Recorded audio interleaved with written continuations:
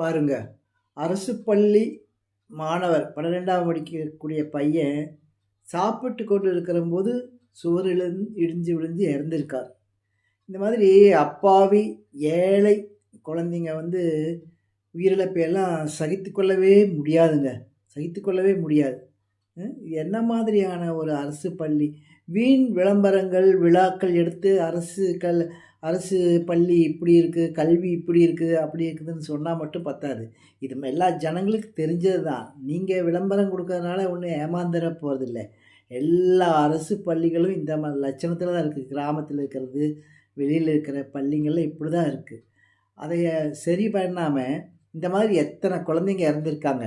தொட்டியில விழுந்து, தனி தொட்டியில விழுந்து, பாத்ரூம் செவுரு இடிஞ்சு விழுந்து, இந்த மாதிரி கைப்பிடி செவுரு விழுந்து, எத்தன குழந்தைங்க இந்த மாதிரி இறந்திருக்காங்க. ஒரே ஒரு இரங்கல், அப்புறம் ஒரு ரூ. 3,00,000 நிவாரண நிதி அவ்வளோதான். அவங்களுக்கு அவ்வளோதான். ஆனா, அந்த பெற்றவங்க எப்படி துடிக்கிறாங்க பாருங்க. அ இதெல்லாம் என்ன பண்ண முடியும்? 55 வருஷமா இந்த 2 கவர்மெண்ட் தான் இந்த மாதிரி ஸ்கூல் வச்சுட்டுருக்காங்க. இன்னும் வச்சுட்டுருக்காங்க. இதெல்லாம் எங்க போய் சொல்ல முடியும்? வெறும் நிவாரண நிதி குடுத்தா போதுமா? இந்த மாதிரி அரசுல சார்புல இருக்கிறவங்க இறந்தா நிச்சயமா அவங்களுக்கு அரசு வேலை வாய்ப்பு குடுக்கணும். அது மாத்திரமல்ல, அவங்களுக்கு வந்து வெறும் 3,00,000 நிவாரண நிதி எல்லாம் பத்தாது. அதில 1,00,00,000 அவங்க கேட்குற மாதிரி குடுக்கணும். அதுதான் முறை. அதுதான் அவங்க கேட்காமலே குடுக்கணும். அதே மாதிரி இப்போ சில தினங்களுக்கு முன்னால அரசு பஸ் 2 பஸ் அரசு பஸ் மோதி எத்தனை இறந்தாங்க.